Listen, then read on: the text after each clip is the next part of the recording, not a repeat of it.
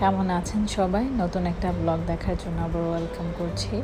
আজকে সংক্ষেপে শেয়ার করব যে সেহরি এবং ইফতারের জন্য কী প্রিপারেশন নিয়েছিলাম। আজকে চিকেন ফ্রাই করব দেশি স্টাইলে। প্রথমে আমি চিকেনগুলোকে একটু কাঁটা চামচ দিয়ে কুচিয়ে তারপরে ধুয়ে ক্লিন করে নিয়েছি। তারপরে এখানে সব ধরনের মশলা অ্যাড করেছিলাম, আদা রসুনের পেস্ট, তারপরে গোলমরিচের গুঁড়া, শুকনো মরিচের গুঁড়া, হলুদ বাদে সব ধরনের গুঁড়া মশলা দিয়েছি, ম্যাগি স্বাদে ম্যাজিক দিয়েছি, আমার কাছে মিক্স হার্বস ছিল এটা দিয়েছি, সাথে দিয়েছি লেবুর রস। আমি এটা আসলে ভিডিও করতে ভুলে গিয়েছিলাম। তো এটাকে ভালো করে মাখিয়ে আমি একদম হাত দিয়ে ভালো করে মাখিয়ে তারপর আমি এখানে ঢাকনা দিয়ে কিছু সময়ের জন্য ঢেকে রাখবো। হাতে যদি টাইম থাকে তাহলে আগের দিনও মেখে রাখতে পারেন বা হাফ অ্যান আওয়ারের মতো।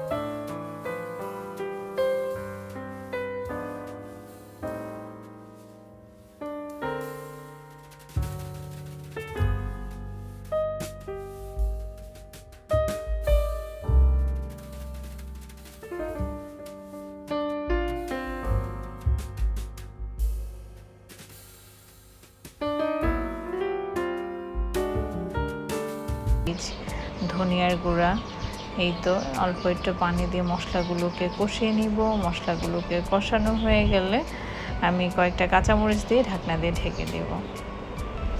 এই তো মশলাগুলো কষে এসেছে। এখানে আর একটু পানি দিয়েছি কারণ বারবার নতুন পাতিলা তো লেগে যাচ্ছিল।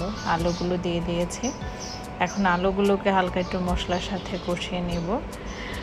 এখন কষানো হয়ে গেলে আমি এখানে ফুটন্ত গরম পানি দিয়ে দিয়েছি, ঝোল দিয়ে দিয়েছি তরকারির মধ্যে। এখন ভাজা মাছগুলো একে একে করে দিয়ে দিয়েছি। কাঁচা টমেটো দিব, অনেক কষ্ট করে আসলে কাঁচা টমেটো খুঁজে পেয়েছি, যেহেতু একদম টমেটোর সিজন শেষের দিকে, তো কাঁচা টমেটো পাওয়াটা একটু কষ্টকর। তো আগে কাঁচা টমেটোগুলো দিয়ে দিয়েছি, একটু সিদ্ধ হয়ে আসলে এখন আমি পাকা টমেটো দিয়ে দিয়েছি, কারণ আগে পাকা টমেটো দিয়ে দিলে টমেটোটা নরম হয়ে যেত। হালকা একটু ধনেপাতা দিয়ে তৈরি হয়ে গেল। ধনেপাতা দিয়ে তারপরে তো তরকারি রেডি। এদিকে আমি বসিয়ে দিয়েছি, আজকে করব গিমা শাক ভাজি বা তিতা শাক ভাজি, যেটাই বলে না কেন। এখানে একটা পেঁয়াজ, একটা রসুন দিয়ে দিয়েছি, সাথে কয়েকটা কাঁচামরিচ। আর এখানে আমি একদম কুচি করে আলু কেটে নিয়েছিলাম, আলু দিয়ে আজকে কিমা শাক ভাজি করব। খুবই মজাদার একটা খাবার আসলে। তো মশলা কিছু না, শুধু হলুদ অল্প একটু আর লবণ দিয়ে আমি এটাকে ভালো করে একটু ভেজে নেব। আলুগুলো যখন নরম হয়ে আসবে তখন শেষের দিকে আমি শাকটা দিয়ে দিব। শাকটা দিয়ে হালকা একটু নেড়ে চেড়ে কিছু সময়ের জন্য ঢেকে রেখে দিব। এই তো আমার শাক ভাজিও হয়ে এসেছে। চিকেন ফ্রাইয়ের জন্য মাখিয়ে রাখা মাংসগুলোকে এখন আমি কোটিং করে নিব। কোটিংয়ের জন্য এখানে আমি বেসন দিয়ে দিয়েছি, বেসন দিয়ে দেবো 2 টেবিল চামচের মতো। তারপরে অল্প একটু ময়দা দেওয়া যেতে পারে 1 টেবিল চামচ, আর কিছু কর্নফ্লাওয়ার দিব। কর্নফ্লাওয়ার দিয়ে আমি ভালো করে চিকেনটাকে কোটিং করে নিব বা মাখিয়ে নিব, একসাথে সবগুলোকে মিক্সড করে নিব।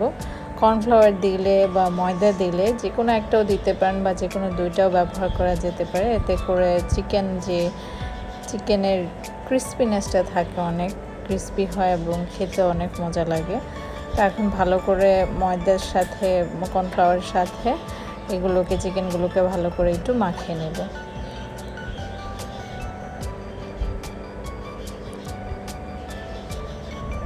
ময়দাটা যাতে ভালোভাবে কোটিং হয় এটা খেয়াল রাখতে হবে, যাতে কোনো অংশে ফাঁকা না থাকে। এখানে আমি একটু গোলমরিচের গুঁড়া দিয়েছি আর সামান্য একটু দিয়েছিলাম কাশ্মীর রেড চিলি পাউডার ছিল আমার, এটা দিয়ে দিয়েছি।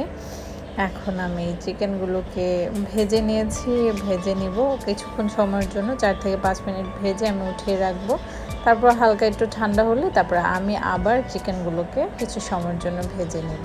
এরকম করে 2 স্টেপে ভাজলে চিকেনের ভেতরে কোনো কাঁচা থাকে না এবং ভেতর অনেক সফট হয় এবং খেতে অনেক বেশি মজা লাগে।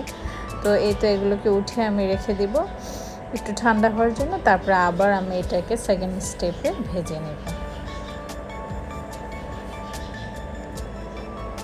আজকে ইফতারের জন্য আরেকটা আইটেম করছি, সেটা হচ্ছে নুডলস। আজকে কোকোলা নুডলস রান্না করব। অনেক দিন ধরে আসলে নুডলস খাওয়া হয় না। তো প্রথমে পানি দিয়ে লবণ আর একটু তেল দিয়ে আমি নুডলসগুলোকে সিদ্ধ করে নিয়েছি। এদিকে নুডলসের জন্য দিয়ে দিয়েছিলাম পেঁয়াজ আর 2টা ডিম দিয়ে দিয়েছি। ডিমটাকে ভালো করে ভেজে এখানে কিছু ফ্রোজেন ভেজিটেবল ছিল, ফুলকপি আর বরবটি ছিল ফ্রোজেন করা, এগুলোকে হালকা